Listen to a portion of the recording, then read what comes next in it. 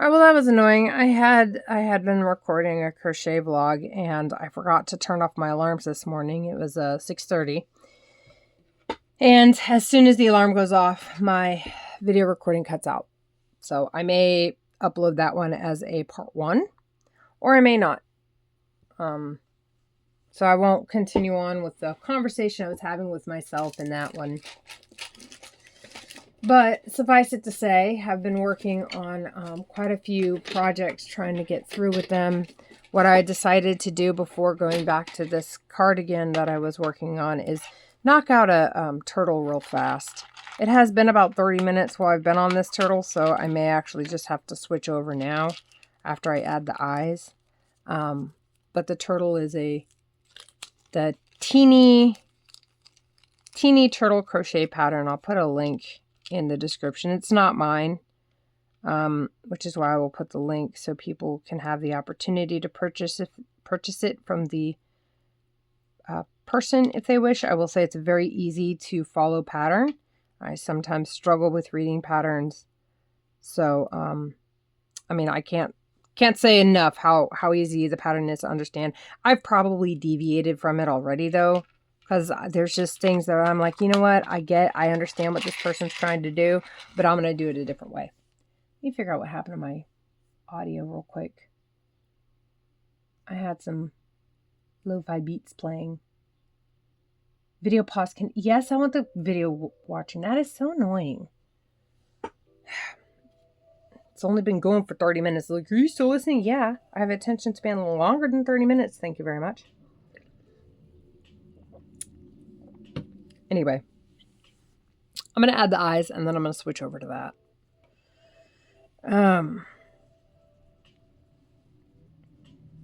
Just got to figure out how I want to do it. Because there's instructions in the pattern on how to do this part, but I eyeball it to wherever I think it looks good.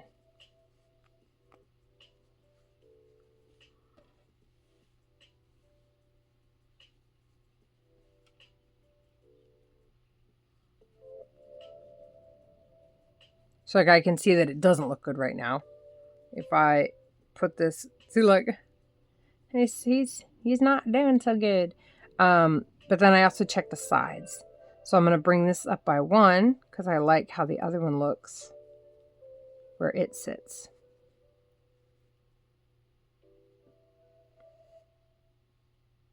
All right. So now he looks more correct. Putting him down to take a look at him. I think I'm going to move this back by 1. Let's see how that looks. Yeah, that does it. Okay. Put these washers in. I love these washers. They have such a wide back. And because this yarn calls for an 8mm hook, I actually use a 6mm hook so I can make sure I have some tight stitches there. Push it down as far as I can, and you can see it actually leaves like an indent. And it is, I cannot just pull this out. It's basically contacting the plastic already, like the plastic washer in the back. So it's really well in there. So yeah, I'm gonna put him to the side. I'm gonna finish him out tonight with his shell so I can have another one of these guys done. But there we go. Moving on to the other cardigan. Whoops. Well, what I was chatting about in my original video was, unplug this real fast, was that I am incredibly fortunate to have a company that values the work that I do. I realized, gosh, over a year ago that I'm not, I can't do full-time work. I reach periods of burnout, and it was so funny because I say so funny. Let me plug this in real quick. This is my extra light.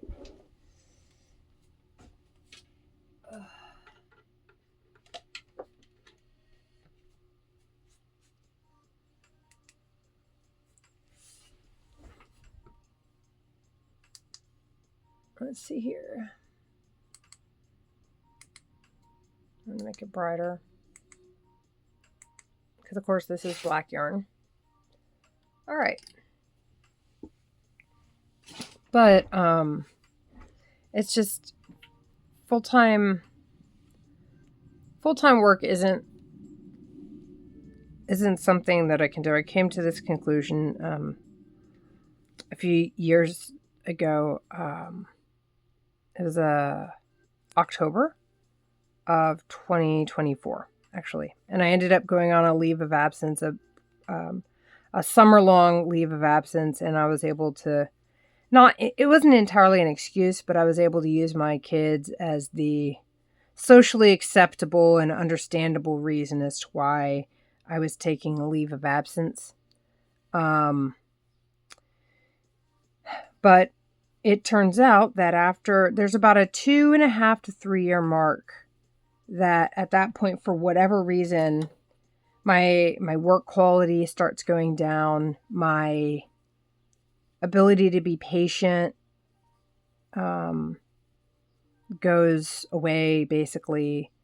I get completely exhausted and super frustrated with basically any small inconvenience when it comes to whatever job it is that I'm doing. I had been in the military, and I was actually planning on re-enlisting, like renewing my contract term. But then it was around that 3-year mark that I was like, I'm done with this. I'm so done with this. I can't do it anymore. So I did my normal ETS. So I let my contract expire, and I went on to finish my degree. And, but yeah, it seems like it starts creeping in around the 1.5, 2-year mark. And then it just sort of comes to head at the 2.5, 3-year mark. And so I tried thinking, maybe an extended vacation, a leave of absence will help me with that. Help keep it from getting to the point where I'm just going to up and quit. And we are fortunate, very fortunate, to be in a financial position where, if I didn't want to work, I wouldn't need to. It wasn't necessary. But I do enjoy, especially now, I enjoy the work that I do. I really, really like it. But there's just, I'm at that point where it seems like every little thing is driving me nuts, And, my kids, they want to spend more time with me. I want to spend more time with them. They're fantastic little smarty pants. So Monday, I'm on my way home from work, and I get a call from my mother-in-law, and she tells me what's happened. My kids are over at her house for the day while I'm at the office, while me and my husband are in our respective work locations. And she tells me that, so the way it was set up is my son was sitting on one side, my daughter was sitting on the other of the kitchen counter, eating their breakfast. And my son had the whipped cream, the can of like Ready Whip or whatever it is on his side. They were having waffles. And my daughter had wanted the whipped cream. So she gets up, she walks over to the other side of my son, picks it up, walks back to her side, and uses it. And according to my mother-in-law, my son said, "What, is your mouth broken?" And she goes, "No, but my legs aren't broken either." And so they had a very serious conversation between the two of them, which I really wish I had overheard, but about how my son would have brought her the whipped cream if she had just asked for it. And she was saying, well, I didn't need to ask for it because I could just get up and get it. So I find that so funny. Nathan, he wants to be helpful. He really is such a sweetheart. He wants to be helpful. But my daughter is very independent, and it also, I say she's very independent. She definitely likes people to do stuff for her. But the fact that she did get up and solve her own problem without for once asking for help, I think is a good character development for her. So on both sides, I'm very happy. I'm happy that she was able to do it herself without being whiny about it. and then that my son was wanting to help her. So it's very nice. And then we are planning at this point to homeschool our kids next school year. We're going to see how that goes. They're both incredibly brilliant. I know a lot of parents say that about their kids. My daughter has fantastic cursive handwriting. My son has really good handwriting too, but since my daughter's younger, it's one of those things where it's like, well, it's a little bit more impressive because I know how you were writing at that age. And again, he does write really well. They read at a much higher reading level. Nathan, when he was 7, he was reading. In fact, he was around the age, I think, 7.5, or the younger side of 7. He was reading the Harry Potter books. And yeah, they've started to have a real love of books and reading, which I'm really happy about because that was me when I was their age. In fact, the first time I read Ender's Game, I was 8. And that is one of my all-time favorite books, I think, because of that childhood memory of it being a book that, I read and I understood what was going on for the most part, like the high level, what was going on in the story. And then I would come back to it, 6 months later and reread it. And I'd be like, oh, I can't believe I missed that. Oh, these are the ramifications. So like I understood the words and I understood a good part of the story. It's like, okay, this is this really smart kid and he goes and he battles these and he is humanity's last hope. And here's how they here's how they did it. And then the next time I'm like, oh, wow, this is really strategic what he did with the boy on the at the academy. And then, I read it again and I was like, oh, that's why they wanted him, because of how he reacted to the kid at the school he was attending back on Earth. Because, they needed to balance the ruthlessness of Peter with the compassion of, oh my gosh, it's been a few years since I've read it, but I want to say it was Victoria. Valentine. It starts with a V. But yeah, just each time reading it, and since I knew a little bit more about the world and how it worked, I was able to understand like the subtext and the things that weren't being said but being alluded to in the book. And of course, things that normal readers, once they have enough experience, would be able to draw the correct conclusions. So yeah, definitely one of my all-time favorite books, and I started reading that when I was young. So I'm happy that they're starting to get into it. I'm planning on doing a summer reading program similar to what I did when I was growing up at my library. Which, shout out to the Naperville Public Library System, NPL. Loved y'all. My favorite was the probably is a different name now. I want to say it was the Kohler one.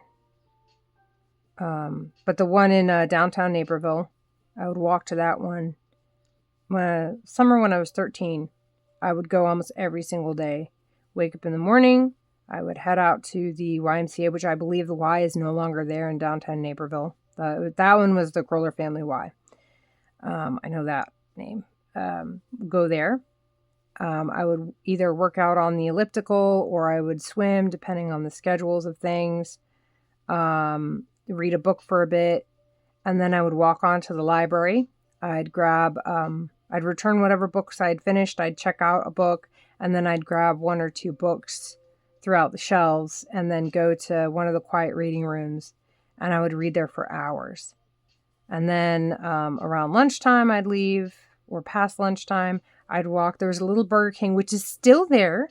They haven't demolished it. Last time I was there in July of 2025. It was still there in the same format. They hadn't changed any of it. It was just this little itty bitty Burger King. And I'd walk there. And back in my day, a Whopper Junior was about the cost of a Snickers bar. So it was $1.19 if you included the tax. So I would get a Whopper Junior.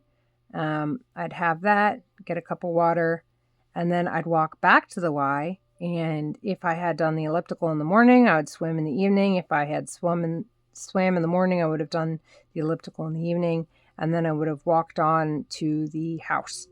And by that time, it's around 5. Sometimes, though, I would skip the Y and I would stop at, there was this little bookstore. I don't know if it's still there, but it was called Bookzeller.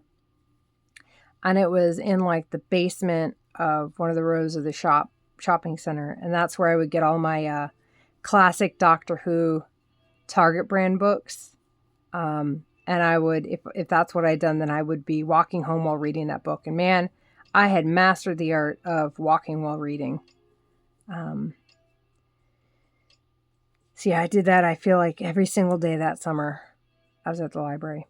But yeah, so I'm hoping that the kids will get the same enjoyment out of libraries that I did, or at least the same enjoyment about reading. And if they like the libraries, then that's fine. I need to renew my my library card here in town. The library, and this is a little frustrating. So the local library to us is about 5 miles away. Less as the crow flies, if you will. But it's not too far away from us. However, because of our street address, we are not considered to be part of the library's local sphere. So in order for us to go to that library, we have to pay an annual fee. And that is the closest library within, I think, 30 miles to us, which is really frustrating because it's like, okay, well, shoot, if I have to pay a fee, maybe I go into San Antonio on the days that I'm in San Antonio and I just see if I can get a membership with them, even though I don't live in the area, you know? Because if I'm going to pay a fee, I'm going to pay a fee for a larger access to a library system. I'm trying to think about it. I don't think there's a little library. There might be a little library somewhere in the town that I live in. But again, I'd have to, go to it. But if they don't, I wonder if I should maybe set one up. That would be a good use of my time, building a little library and setting it up and keeping it stocked with books I could get from like Half Price Books and Goodwill, Salvation Army, things like that, because it's very important. Reading comprehension is one of those things that is so important, and unfortunately it can be so quickly overlooked by fields that people think are more important. The way I see it, if you have a strong foundation in math and you have a strong foundation in reading comprehension and you understand that you don't know everything, but you know how to look up the answer and understand the answer, I think those are the two biggest hallmarks of intelligence. And having that as your foundation, you can do anything. Because what I do every day is a lot of basic math and a lot of comprehension. And if I can comprehend something and understand how it works, I can just try and learn everything I can about it. One thing that's extremely dry about my work is the accounting codification, the accounting standards, ASC, GAAP, so the generally accepted accounting principles, things like that, Very, very dry to read. Not nearly as dry as tax code. Ugh. Jeez, do not get me going on the tax code. But it is extremely dry. It is written at a very, very high level. All right. But the thing is if you can understand half of the words, right? What was it? I'm trying to think. There was a book that I read when I was a kid, and it was such smart advice on when you're reading. And I want to say that it was a series called The Boxcar Children. but it was this older sister. It was either the part of the book that I was reading was where they went into the thought processes behind her when she's reading a book that she doesn't understand all the words that are. But the gist of it is you're reading the book, you're reading the story, you're reading the sentence, the paragraph, whatever. And there's a word that you're not quite sure of. Just replace it in your mind with blank. Read the sentence and see if you can understand the context, what the sentence is trying to convey, even though it has a word you're not familiar with. And then try and determine, if you can't immediately look it up. Back in the day, of course, you'd have to look up new words in the dictionary as opposed to going online. I'm starting to age myself. The internet was around, but it was more readily accessible by those who had a little bit more money at the time when I was reading this book, right? But then try to apply the overall context of the sentence to that word you don't understand. And 9 times out of 10, you can understand what the sentence is trying to convey without explicitly knowing what that new word means. Now, granted, that new word could change the context of the sentence, and it very, very much does so in the IRS tax code and in typically in GAAP and the ASC accounting codification. So codification, I don't know. One of the two, right? Don't come at me for my pronunciation skills or lack thereof. But I think that helped me a lot because I would do that when I'd read a book. I wouldn't just stop on the word, get frustrated, and then try and look it up on a dictionary and then go back to it, and now I'm thrown out of the story. No, I would just, read it, and if I didn't know the word, I'd try and figure out the context based on the sentence, and then I would go back to the word later. But yeah, I think reading comprehension, math, and I guess not being afraid to tell people that you don't know something. I think that's been incredibly helpful with me when I'm talking with kids.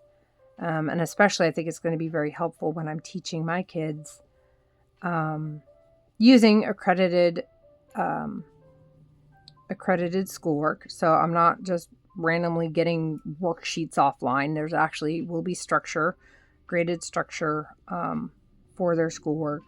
It's what I used, what my parents used when I was growing up, which, I have my bachelor's and my master's in accounting.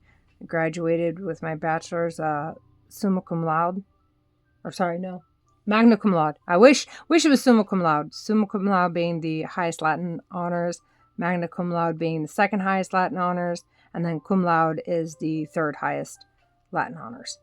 But anyway, so, I graduated pretty up there for someone who's homeschooled her entire life. And then of my siblings, I think I may have said it before in a different video, but excuse me. My 3 brothers all have their bachelor's degrees. And then my sister, well, she doesn't have a degree. She is very well educated for the challenges that she has had in life. So it definitely worked for our family, though I know now why it worked so well. We're not exactly what you would consider to be the standard, typical person with the typical mentality, if you will. And homeschooling really lent itself well to that type of non-typical, or one might even say divergent, type of person. But my son and my daughter both are showing signs of that sort of atypicalness. And I think that homeschooling will really help them, because I've talked to quite a lot of other people in different groups that I'm part of to better understand this atypicalness. And it seems like a lot of their struggles when they were children was at school. And that's the public school system really made it hard on them. And I found that those that didn't have much complaint at all about their childhood, for, in relation to how they are or why they are the way they are. I guess no, not why, but how they are the way they are and how that interacted with their childhood. Those that don't really have any complaints are those that were homeschooled, and then those that had a really good private school that they went to. And I'm not trying to poo-poo public schooling, because, my husband was public schooled, but, he ended up having a lot of challenges related to his own type of atypicalness that the school system just wasn't, especially back then, wasn't really well suited to handle. We've had our own struggles at the school my kids were previously attending this past school year.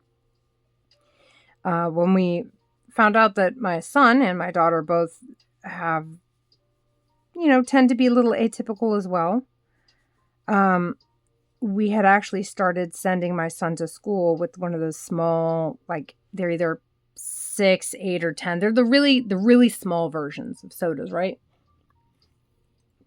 But my son at the beginning of the year was having a lot of concentration problems, a lot of behavioral issues, wasn't able to sit and focus. It was really struggling overall. He'd finish his work and he just could not, just sit there. It's incredibly difficult for him. Those of you who know, right? But so we started sending him to school with these little cans of Mountain Dew. Now, my son is incredibly active. We tried to do anywhere between 3 to 5 days of Brazilian Jiu-Jitsu or Muay Thai, or some days they'll be doing both. They'll be doing Muay Thai first, and then they'll be doing Brazilian Jiu-Jitsu next, in the very next hour. So, they're active. I'm not worried about, the calorie content of the drink. I obviously am not a fan of high fructose corn syrup at this point. I've had it out of my system long enough that when I drink it, it like coats my tongue. It's very yuck. Artificial sweeteners, I guess I'm okay with for now. Till there's some study that comes out about why that's bad. But we had actually started giving him, we were struggling at bedtime. Like the bedtime routine was just crazy. He'd be up until 10, 11. I mean, it was rough. And it was just, I don't know. It just made evenings so, I hated evenings. I hated the evening times and trying to get everybody to bed and everyone settled so I could try and decompress from my job, that I was having my own struggles with the full-time aspect of it and burnout. But my mother-in-law was like, you know what? He is the spitting image of his dad, my mother-in-law's son, when my husband was growing up. And she was like, I swear by it, but so my husband would drink a ton of Mountain Dew as a kid. And it really helped him in school. So she was like, try this. So, and it was about, and when we were talking about all this, we had a big old family conversation because Nathan was really getting in trouble in school. And it was about to get to a point where,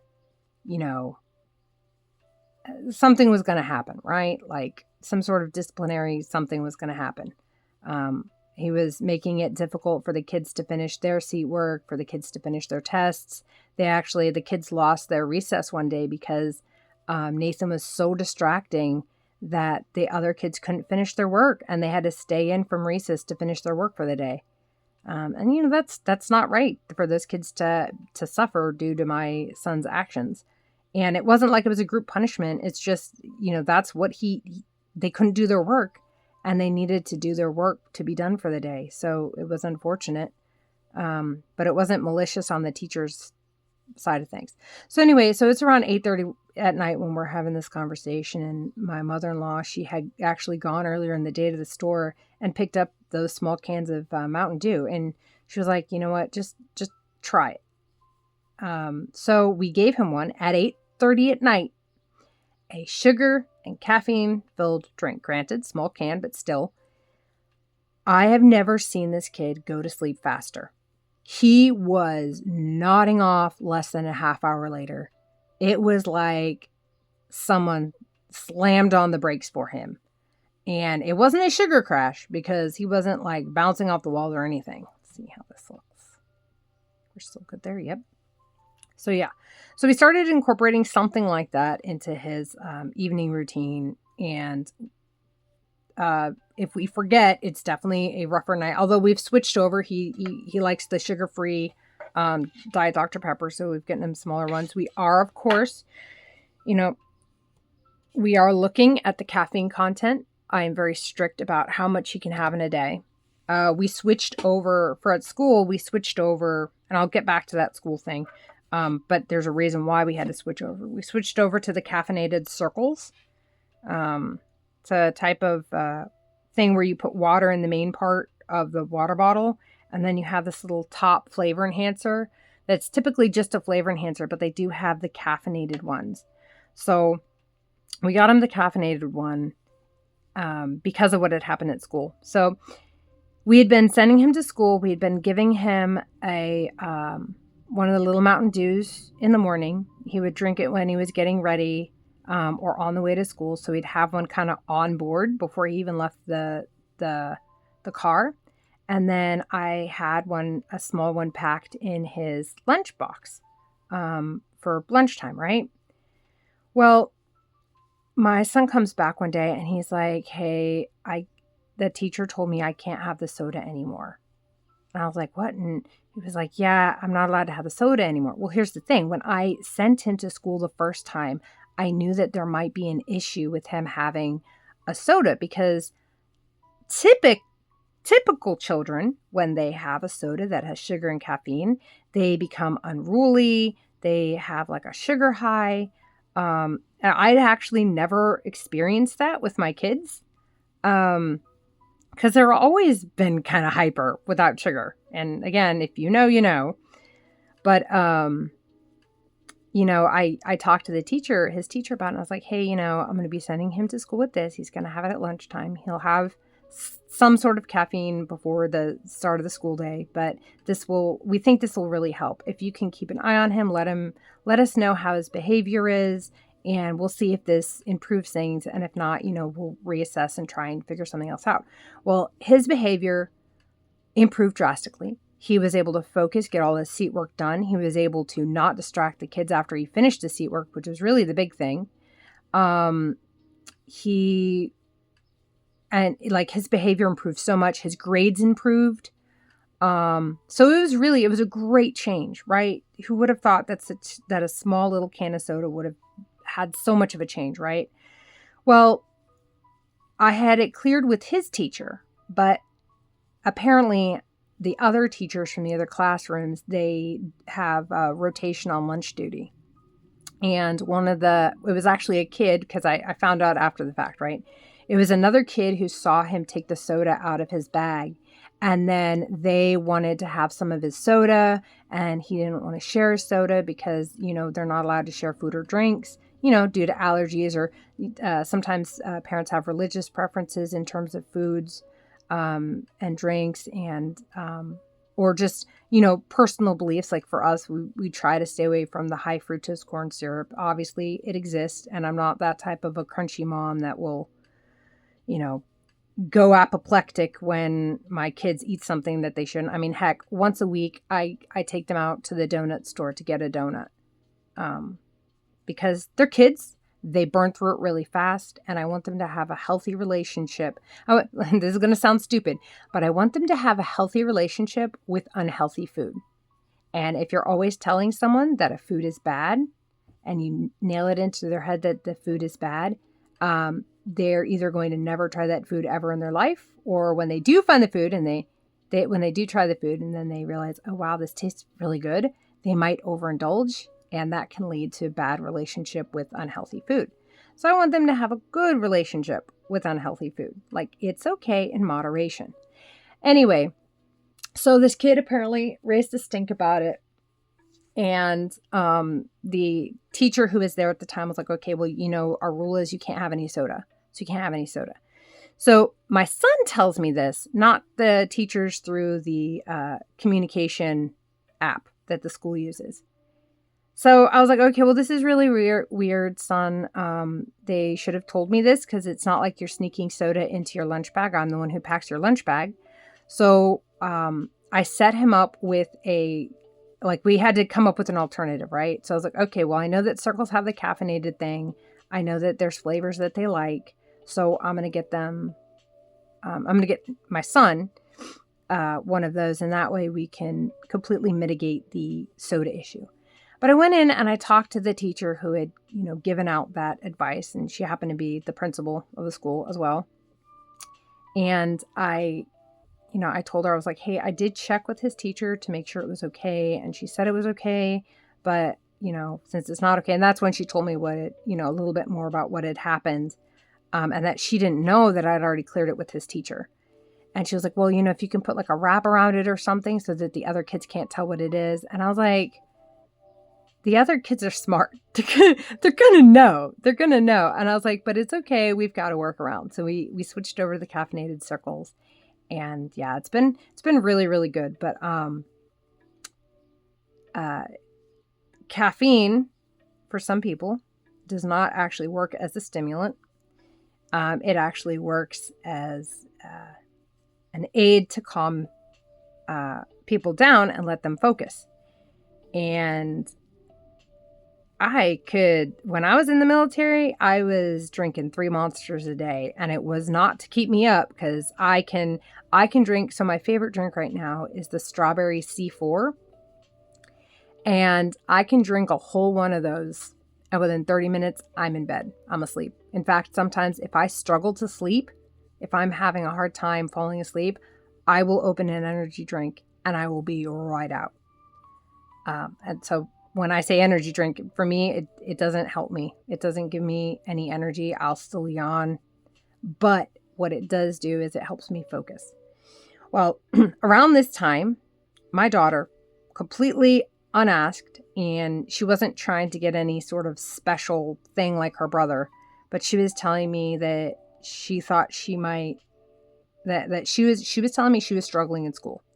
I was like, honey, your grades are great. Your writing's perfect. Your teacher sings your praises. Like, what do you mean? And she's like, well, sometimes I daydream. I have trouble focusing. I don't know what they say and they have to repeat themselves. And my daughter, mind you, when she's telling me this, she's 6 years old. So she's got enough awareness, to realize that she is not like the other kids in her class. And she knows that it's something maybe a little bit different or not the norm that she's having to ask the teacher to repeat themselves when the other kids are not having to. The other kids are able to focus on the teacher. And I was like, okay, well, you know what? We'll try it. And instead of just trying her out the same way with my son in terms of just sending her off to school with one of those caffeinated Circles, I gave her a small Dr. Pepper before bed.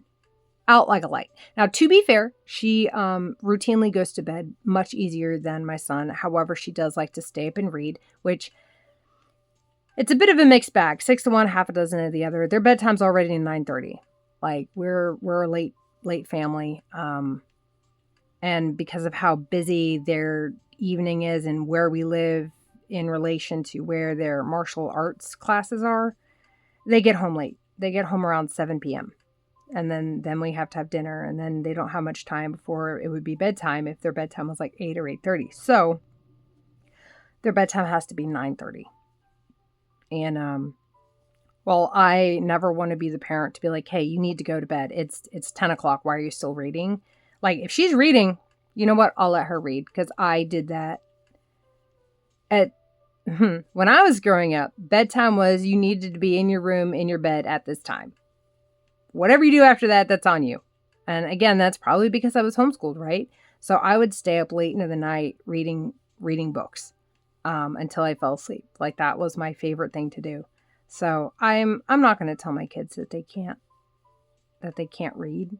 I want to foster the enjoyment of reading, But it's a careful balance, especially at their age. I don't want them to think it's okay to stay up until 10, 11 at night and then be all groggy in the morning, especially when the summer is over and they got to transition to being homeschooled. I would like for them to be able to get up and as soon as they get up, start working on their schoolwork for the day so they can be done. But anyway, so yeah, we tried that with Stephanie. She seemed to handle it really well. She didn't have any sugar crashes, no periods of hyperactivity due to caffeine. So we started sending her to school, and her grades, which were already fantastic, had improved even more. She went from getting, 94s, 96s, stuff like that, to hundreds.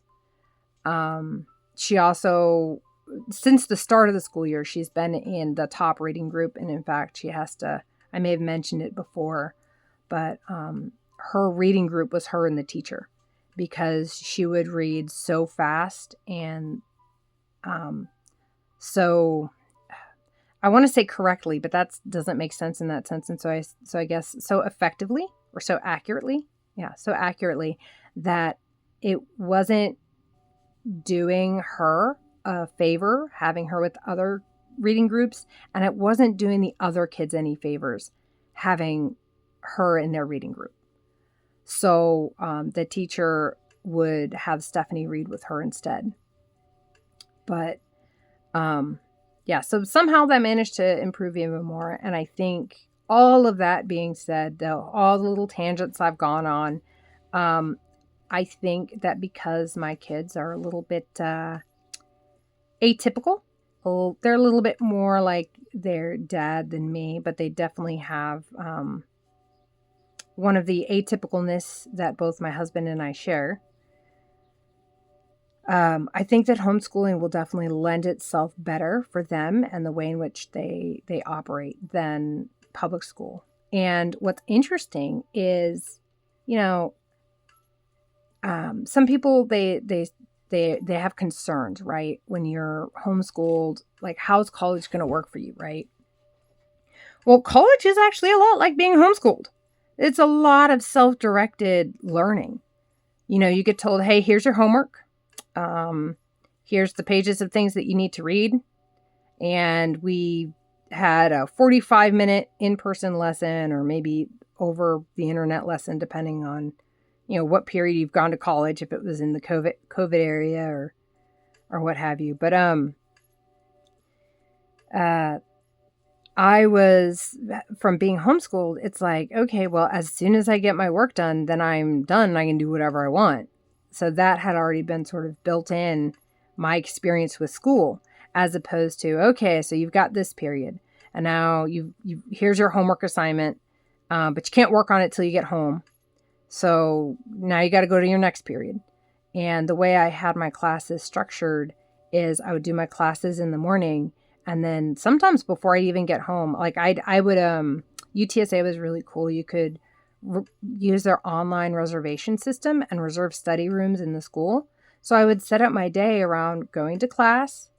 I would go to the study room I had reserved. I would do all of my homework for whatever that first class was. Any projects that I needed to start working on, I'd start working on, like presentations or papers or whatever. Get maybe a draft form done. And then if I had another class, I would be going to that class and I would repeat. And then just at the end of the day, which would normally be around noon would be the end of my day. I'd either walk back or I'd take the shuttle back to my apartment with my husband, and then finish up whatever else I needed to. So I didn't struggle with, homeschool or schoolwork being due and working up to that late deadline, because I didn't have to wait until I got home. I never had to wait until I got done with the school day before I could start working on my schoolwork. And in fact, in being homeschooled, you don't have homework. When you finish your schoolwork, you're done. There's no going home and doing X amount of stuff. And that's one thing I struggled with when the kids went to the school they had been going to, was the fact that when you're done at school, you're not done. And I understood that from college because it makes sense. Obviously you're dealing with a lot more complex topics and 45 minutes or an hour and 15 minutes, depending on the length of your college class, and only, 2 to 3 times a week, that doesn't cut it. Of course, you're going to have to study at home. You're going to get the high points at the college, but that's it. But at school, you're learning concepts at a much lower level. So it shouldn't be, in my opinion, that difficult to cover the material in the classroom. Now, that's where my understanding, I guess, diverges from those who went through the public school system, because I know that, it's one teacher in a classroom of like however many students is the average for public schools. Again, not to brag or anything, but as a comparison, my kids were going to a private school, and my daughter's class size this year was, I believe it started with 10, and my son's class size this year, I believe, started with 12. And that includes them. And by the end of the school year, at least at the beginning of April, my daughter was one of 6 students, and my son was one of 8. Because of where we live, there's a lot of military that go to this public school. Like, most of the attendees will be military families. And when they have to do a change of duty station, they just up and leave. They don't get much warning before having to leave. So the school offered that flexibility. But of course, kids that were there at the beginning of the school year might not be there by the end of the school year for those reasons. And of course, they don't accept students in the middle of the school year. So, but anyway, so the kids got more of a hands-on learning experience. And I understand that's not going to be the same at public schools, which is why, I kind of understand the homework there.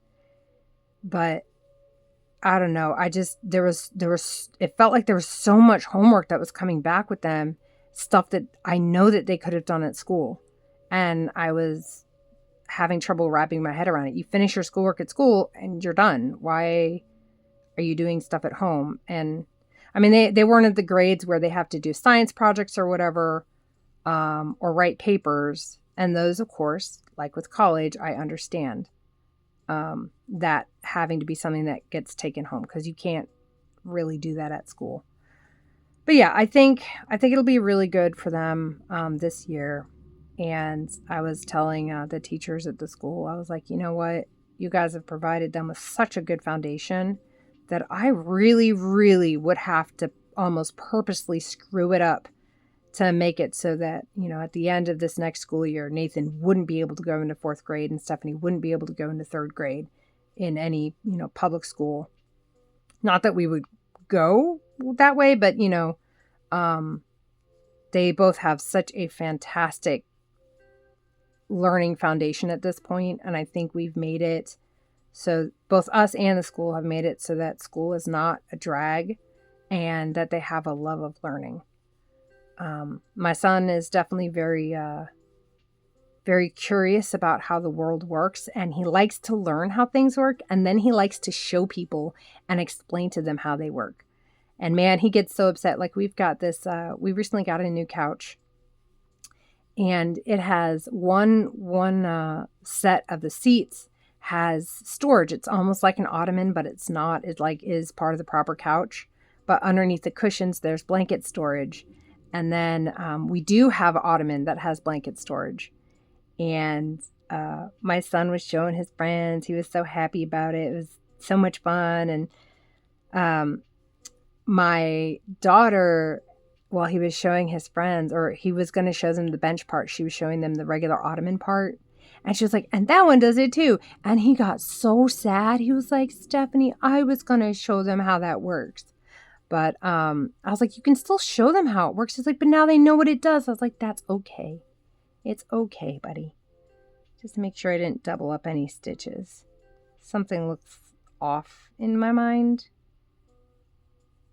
I guess it's okay. Yeah, it's okay. Anyway, and then he was able to show his friends how, like, the middle, the section underneath the middle bench actually comes out and locks in place so you can lay on it like a bed. I mean, this couch is fantastic. I love this couch. It was a really, really great deal. I was annoyed though. This is another little tangent here. Shortly after I bought it, they dropped the price by $300. And I was like, you guys are jerks. And they've kept the price that low. And I'm just like, man. But we have a large enough living room. I wouldn't be opposed to having another one. Just more places for people to be able to sit. But as it is, this couch it has a way more sitting room than our other couch, surprisingly. And we still have our other couch in the living room. We need to give it away before the end of summer, because I've got to set up our living room, get things organized, set up the upstairs for the eventual homeschooling setup. I already got their curriculum in. I started working on the learning plan for the year. I've broken everything out, how much they need to finish each day to be done. And then I set it up in a way so that it is a little heavy on their weeks, so that their weeks are 4-day work weeks, like 4-day school weeks. And then the 5th day is like anything that they didn't cover, anything that they had left for the week because, maybe they had a bad day and they couldn't finish their English classes, or they couldn't finish their math, or it was something in science that had them hung up and they weren't, or they were sick that day. I wanted to build in a period of flexibility. And then I was talking to another parent who went to the same school. She decided in February, actually, of this year that she was going to homeschool her kids next year. For them, it was because of finances, which makes sense. She couldn't go back to the public school system because that's how she started it. And her oldest child, her son, had finished out 1st grade and he wasn't able to read at all. And so she was like, that's not going to work out. She went to this school and her son is a fantastic reader now. So she's like, I mean, she can't put him back in public school because she's worried about how that's going to go, especially given how the first year went. Or how 1st grade went for him.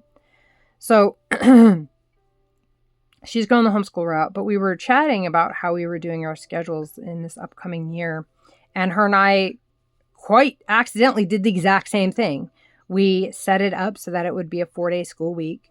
We built in our school year calendar to account for 2 weeks of winter break, 1 week of spring break. And then we also built it to be a 30-week school year, as opposed to, I think the standard typical is like 36.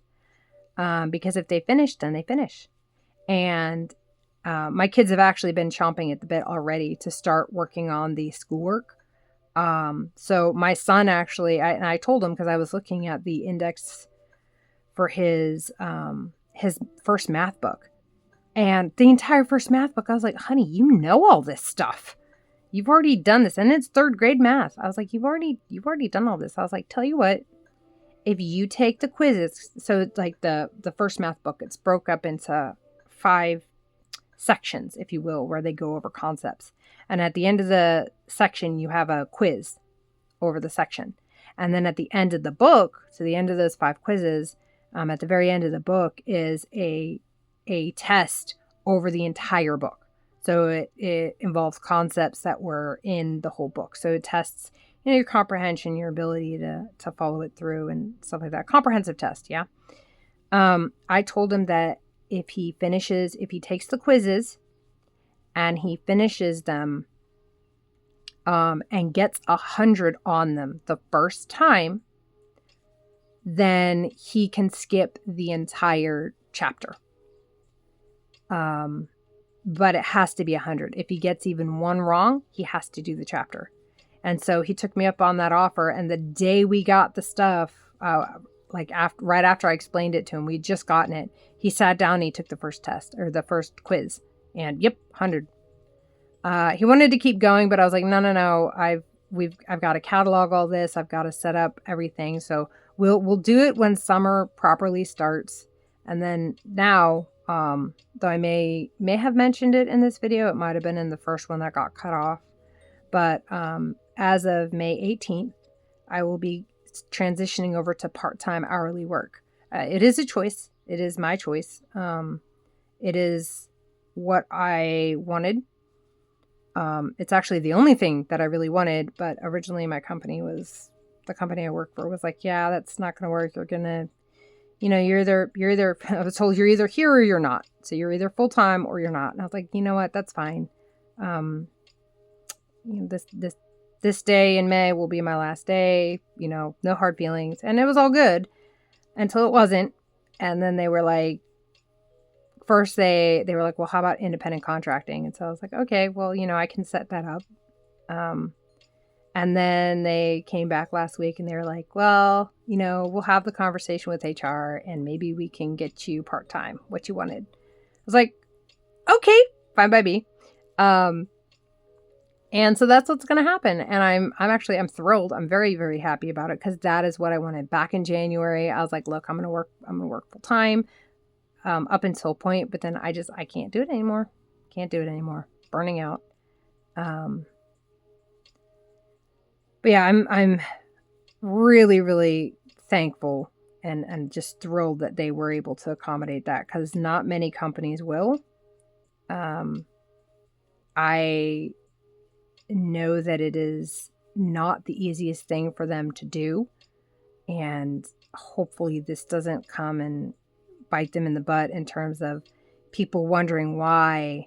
Like so there's only one team that knows that I am going to continue to work there after the end of this week. All the other teams believe that I will no longer be working with the company, that my last day is the 15th. And so they're scrambling to ask me last minute questions, to ask for assistance on things that I kind of have expertise with. But since I haven't been given the go ahead to let them know that like, hey, I'm still going to be here just in a reduced capacity. I'm waiting for that so then I can help alleviate their fears. As soon as I get that green light, I'm going to and in fact, I'm actually going to talk to my boss about it today. There's someone who's taking over one of my more complex job duties that it happens quarterly and it happens annually. And the more complex one happens annually. And she is very worried. I think she's getting really stressed about this and the fact that I'm not going to be there to ask questions and like to pick my brain. So I want to alleviate her fears. Alleviate some of that stress that I've inadvertently put on her. I'm trying to figure out why this is doing this. I feel like it might just be me, but I feel like this is starting to go that way. Like there's an extra stitch somewhere. So, and I noticed the pattern seems to shift right about here. So I think I did accidentally add in a stitch. So I'm probably going to reduce one stitch. I'd much rather reduce a stitch and have the back be a little bit tighter than not reduce the stitch and have it be too loose. So I'm going to work this the other way. It's going to do a standing right here. Here we go. Put it back there. Yeah, that'll do it.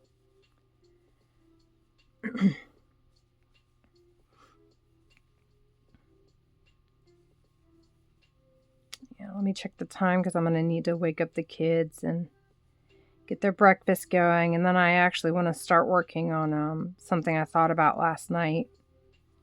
I kind of got stuck on a process, which meant that I couldn't finish one of the things I kind of had slated for yesterday. And while I will be back with the company, next week, but as a part-time employee, I do have next week off. My big thing, it's one of the reasons why I wanted to go part-time. I needed more time off and it did not need to be paid. And I know that's a bit, counterintuitive for many people out there. Many people are like, oh, my company offers unlimited PTO. Well, it's not actually unlimited. There's strings attached to it, you can't just be taking every Friday off because it's going to raise eyebrows. Even if you're the best employee and you always get your job done and by the end of the week you don't have anything, it's going to look weird, right? It's going to look odd.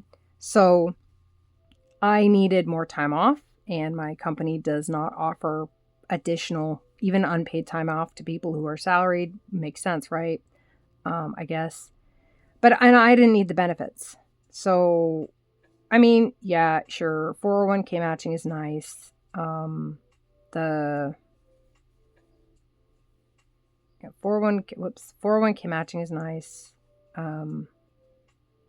It's really the only benefit I was using, apart from the obvious part-time, the PTO and the sick time. I'd use that. But I've basically burned through it this year with the stuff that was going on with one of the reasons. It's not the main reason, that's for sure, but one of the reasons why the kids are going to be homeschooled next year. Stuff was going on around that, and it was extremely stressful, and so I had to take a couple sick days just because I couldn't split my focus on what I was doing at work and what was going on in my personal life. But you only have so many sick days a year. You only have so many paid days off. And some weeks I was like, I just need this day. I don't have anything going on to the office right now. If I'm logging into work, I don't know what my day is going to look like. It's just going to be random process improvements or transition videos or what have you. Like, there's nothing real, I hate using this term, but there's nothing real meat and potatoes about my job today. And I can't hack it. I've got too much stuff at the house that needs doing. I got stuff I want to do with the kids. I just need an unpaid day off. And this part-time structure will really help. And it's averaged over 12 months. So I can still do the high periods of time work, the 40 hours a week during our quarter closes and any annual things and, special projects. But I can take a step back when things are slow again. And I don't, I'm not obligated to sit in front of the computer and warm a chair and have them struggle to find things for me to do. Now it's just like, well, you've finished all your work for the week. There's really no projects that we're aware of right now. So have fun and I'll see you Monday type thing. Now, one good thing is the fact that I don't have to be in the office on the days that I work, which is great. I'm still work from home. I will be going into the office every Monday, like I typically do, but that's because I have a standing medical appointment in the area on Mondays. So since I have to be that way anyway, I have to be an hour away from the house. I might as well, clock some FaceTime with people. Anyway, I'm going to get to the end of this row, and I'm going to call it an end to this vlog where I did a whole lot more talking and a lot less crochet talking. And I know it's probably like 8:30 right now. Or no, 7:30? It's probably 7:30. Kids need to be up. Oh, because my phone interrupted the first recording at 6:30. I turned off all my alarms, reset the recording. And now my recording thing is telling me it's been an hour and 3 minutes. So, now I did show in the original one that I'm probably not going to post. Like, I'm not going to post that one, but I did show off where I was at with the San Antonio Fiesta themed shawl.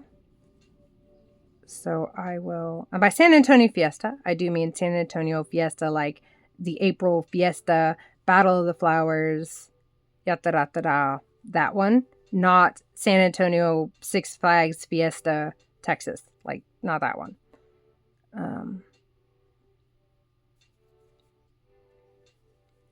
Okay. So let me just, whoops. This off. I also had mentioned in that first video that my goal has been to finish one ball of yarn each day.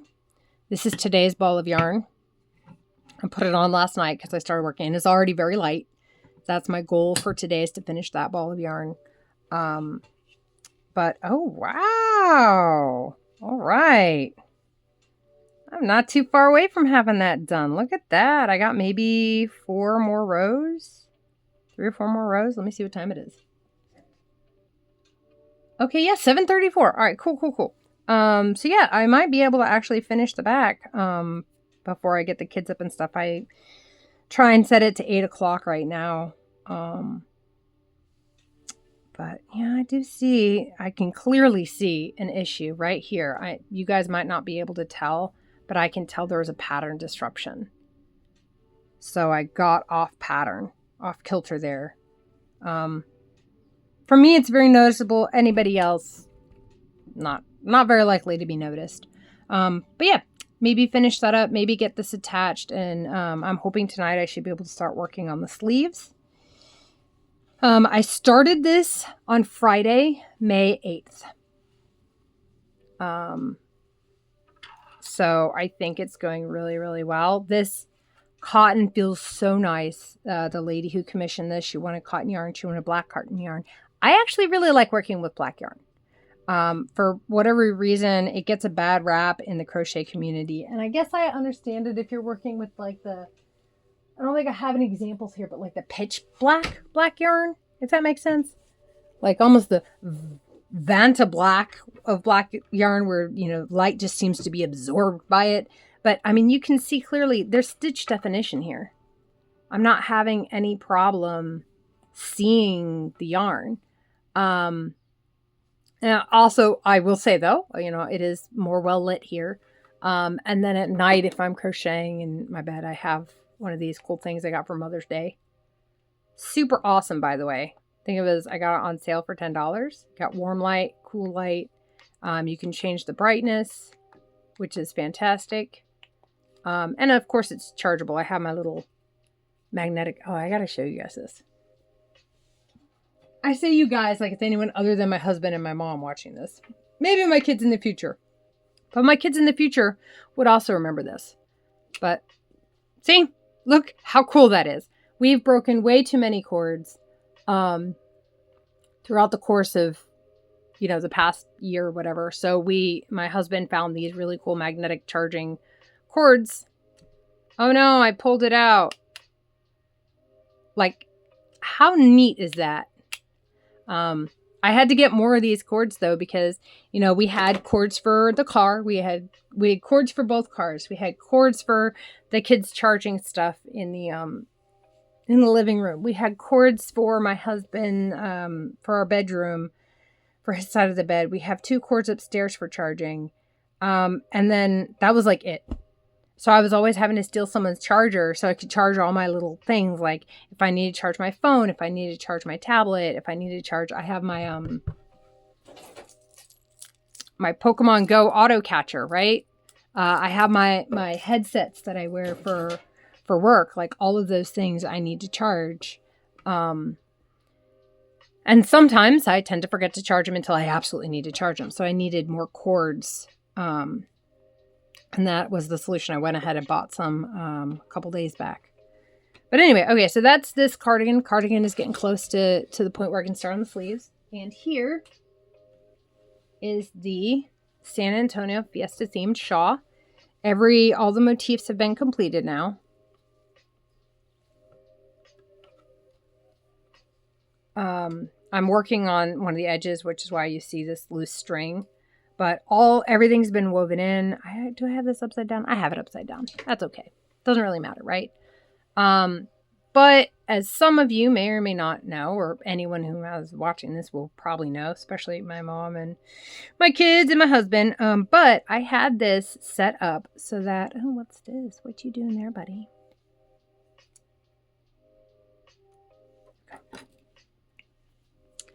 No motif is the same as any other motif. I used 5 colors, so there is no boysenberry. The color is boysenberry. There's no boysenberry motif in this section. It's banana, margarita, burnt orange, and deep sea or deep lake teal, something like that, and then boysenberry. This is the loops and thread, simply bamboo, I believe it is.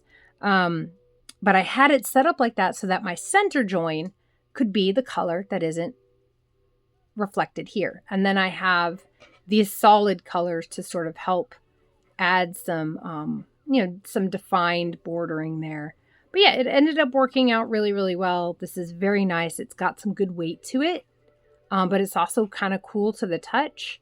So I think my friend's really going to like it when I'm finally done with it. I'm debating between having this finished by the end of this week, because I'm going to be seeing the lady who commissioned this on May 23rd. But I'll also be seeing my friend this Friday for some volunteer work I'm doing at Morgan's Wonderland. And then I'm going on a hike with her on Saturday. So I'd like to have this finished by then, but I am trying really, really hard on this to have one ball of yarn done every day. So we'll see where I get on that. And then when I do finish both of these, I'll be doing some shorts for them, just to showcase them off.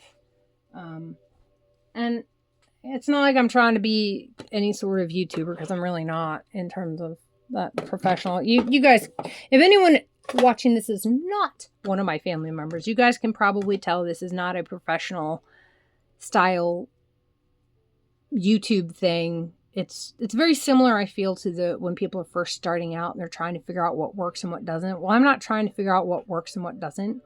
I'm trying to maybe give a bit of the authentic crochet experience. Like, oh, look, I didn't just tap my ball of yarn and my hook to the camera and boom, it's done. Oh, look, you don't have any sense of how long this took me to make.